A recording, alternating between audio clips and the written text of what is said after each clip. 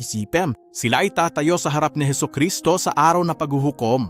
Buong buhay nila silang nagsisimba, nanalaangin sila, naglingkod sila. Tinawag nila ang kanilang sarili ng mga Kristiyano sa loob ng mga dekada at saka siya tumingin sa kanya at sinabi ang mga salitang ito. Hindi kita nakilala noon. Lumayo kayo sa akin, kayong mga manggagawa ng kasamaan. Mateo Kabanatang 7, talata 23. Hindi kita nakalimutan. Hindi, halos sapat na iyon. Hindi kita nakilala noon. Iyan ang pinaka nakakatakot na pangungusap sa lahat, banal na kasulatan. At mas lalo itong nakakagula, hindi ito sinabi ni Jesus sa mga hayagang makasalanan. Sinabi niya ito sa mga relihiyosong tao, sa mga taong nanghula sa kanyang pangalan, sa mga taong gumagawa ng mga himala. Sa mga tao, akala nila ay ligtas na sila ngunit hindi pala. Kaya kailangan nilang itanong ito sa kanilang sarili. Siya kaya yun? Di ko ito hiling para takutin sila. Tinatanong ko siya dahil mahal ko siya para ipadala sila sa kawalang hanggan. Kaya ang gumala, narito ang 5 malinaw na tanda mula sa kasulatan. Anong punto? Sasabihin ni Jesus, hindi kita nakilala noon. At kung paano nila masisiguro na ang mga salitang ito ay hindi kailanman sasabihin sa kanyang kaluluwa. Makinig kayo dahil mahalagang ibabahagi ko. Una, ipinapahayag nila si Kristo gamit ang kanilang bibig. Ngunit itinatanggi nila siya sa buong buhay nila, malinaw at walang duda ang sinabi ni Jesus. Hindi lahat ng nagsasabi sa akin, Panginoon, Panginoon, ay papasok sa kaharian ng langit. Ngunit ang sinumang gumagawa ng kalooban ng aking Ama. Mateo Kabanata 7, versikulo 21, basahin mo ulit yan. Hindi lahat ng nagsasabing Mister, hindi ito tungkol sa mga taong tumatanggi kay Jesus. Para ito sa mga taong hayagang nag-aangkin para sa sarili. Pero ang kanilang buhay ay iba naman ang sinasabi. Tinatawag nila siyang Mister tuwing linggo sa kanilang social media bio. Sabi nila mabuti ang Diyos kapag maayos ang lahat. Pero kontrolado ba talaga niya ang buhay niya?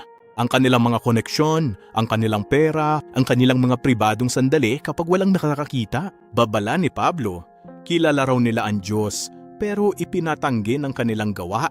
Ito Kabanata 1, versikulo 16. Hindi ito tungkol sa pagiging perpekto. Ang bawat tunay na mananampalataya ay nahihirapan at nabubuwal. Tungkol ito sa direksyon, nakatuon ba ang kanilang buhay kay Kristo? O isa lang itong libe na isinusuot nila para mas komportable sila? Kapag sinusuri ni Jesus ang kanilang buhay ngayong linggo, makikilala kaya niya ang isang taong nagmamahal sa kanya o isang taong gumagamit lamang ng kanilang pangalan? Pangalawa, hindi siya tunay na binago ng kanyang pananampalataya. Punong-puno ng tao ang simbahan na gumawa ng desisyon para kay Kristo. Ngunit hindi kailanman binago ni Kristo. Naglakad sila pababa sa isang koridor, isang panalangin lang ang kanilang inusal, sila ay nabinyagan. At pagkatapos ay walala. Ang parehong mga pattern, ang parehong mga adiksyon, ang parehong puot, ang parehong pagkamakasarili taon-taon, dekada pagkatapos ng dekada. Hindi basta-basta gumagawa si Jacobus, ang pananampalatayang walang gawa ay patay. Santiago 2:17, makinig kayo, hindi ibig sabihin hindi sa gawa ang kaligtasan, kundi sa biyaya at pananampalataya lamang. Pero makatipid talaga, ang pananampalataya ay palaging nagdudulot ng pagbabago. Tuwing magtatanim sila ng binhi sa luta at walang anumang bagay na lumalago kailanman, huwag mong sabihin na mabagal lumaki ang halamang ito. Sinasabi nilang patay na ang binhi. Sabi rin ni Pablo, sa mga na kay Kristo, siya'y bagong nilalang. Ang luma ay pumanaw na at dumating na ang bago. Ikalawang Korinto Kapitulo 5 versikulo 17, hindi lang bahagyang pinabuti, kundi bagong nilalang. Ang pagpapabanal ay habang buhay na proseso. Totoo yan, pero kung walang patunay ng pagbabago sa kanilang karakter, ang kanilang mga pagmamahal at ang kanilang mga pinag-ahalagahan, kung gayon hindi iyon senyales ng mabagal na paglago.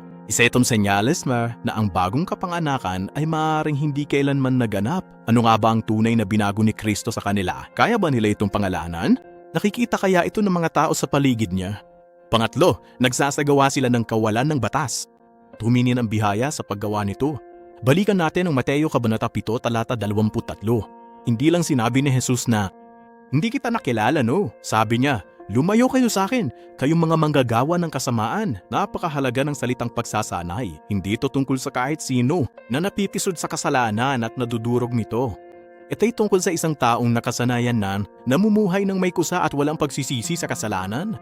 Sa paniniwalang natatakpan ng biyaya, nakita na ni Pablo ang eksaktong pagkakamaling ito. Ano dapat nating sabihin ngayon? Dapat ba tayong magpatuloy sa kasalanan upang ang biyaya ay lalong maging dakila? Taladamhong V, Roma 6 na talata 1 hanggang 2.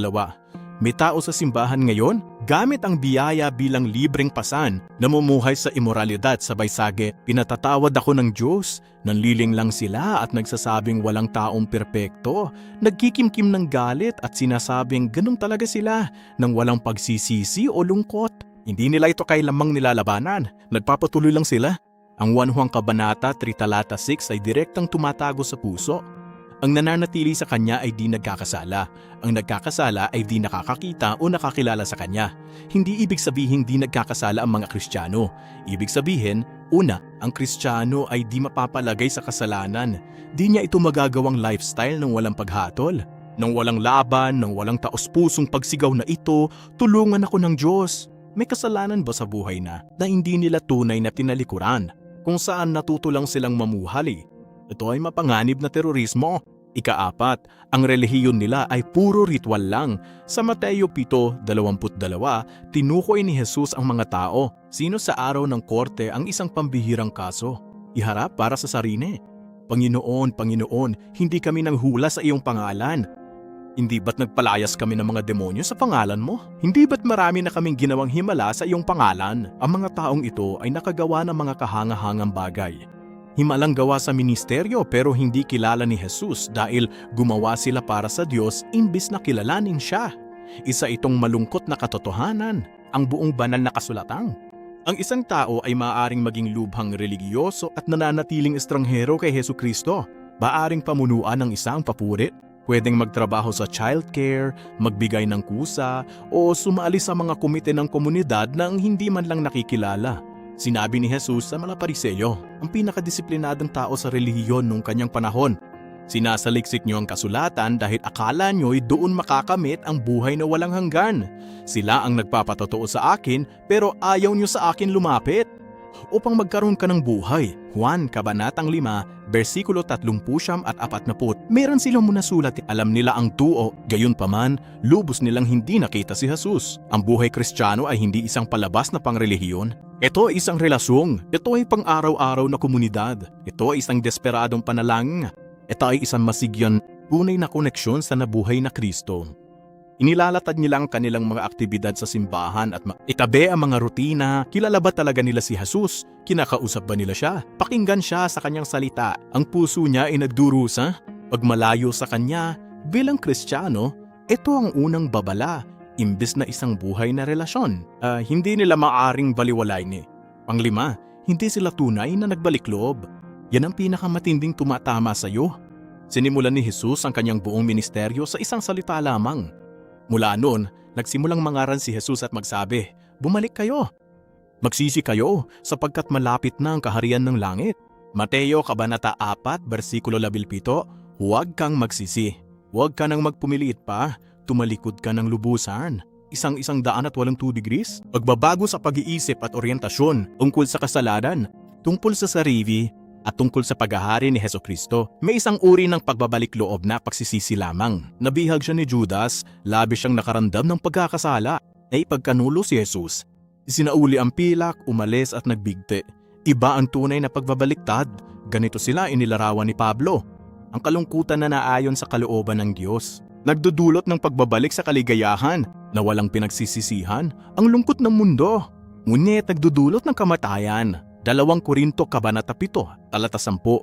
Ang kalungkutang bigay ng Diyos ay nag-aalala tungkol dito. Na nasaktan ng Diyos, ang sekular na kalungkutan ay nakatuon lamang sa mga kahihinatnan. Narito ang pagsusulit.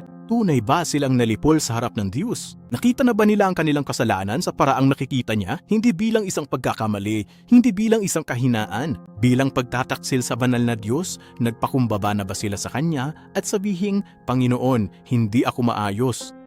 Kailangan kita, wala akong sesay, wala ka. Ito ang simula ng kaligtasan. Ang emosyonal na dasal at altar call na walang pagsisisi ay hindi kaligtasan. Spiritual na pamamanhid ito. Tunay na ba silang nagbalik loob? Hindi lang basta pagkilala kay Jesus, kundi tinalikuran ng kasalanan at isinuko ang kalooban. at inilagay ang kanilang buong tiwala kay Kristo lamang. Kung alin man sa 5 karakter na ito ay naangkop sa Kanya, huwag kang lumingon. Yan ang gusto kong sabihin sa iyo. Sinabi sa atin ni Jesus sa Mateo Kabanata 7, hindi ibinigay ang mga talata 21 hanggang 23 upang takutin tayo. Ibinigay niya ito dahil sa awa, parang babala bago sumadsad ang barko. Nais niyang subukin ang sarili at tuwad mabuhay sa takot, kundi ang mamuhay sa katotohanan.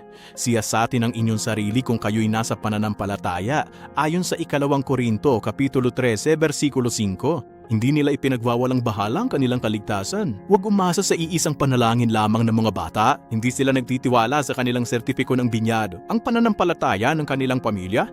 Sa pagpapasimba ba o mabubuting gawa sila umaasa? Kilala at nagtitiwala ba sila kay Kristo? Inuusig ba si Kristo? Isinusuko ba ang sarili kay Kristo? Pagkat sa araw na iyon, ang mahalaga ay kung kilala niya sa. Huwag mong hayaan. Ang mga salitang ito ay tungkol sa kanyang kaluluwa. Pumunta ka ngayon at suriin ang iyong sarili. Tumalikod at tumakbo ng buong lakas patungo sa Diyos na ito. Pagkatapos niya silang mahalin ng sapat para bigyan sila ng babala. Huwag kalimutang mag-subscribe sa aking YouTube channel para makatuklas ng higit pang ganitong nilalaman.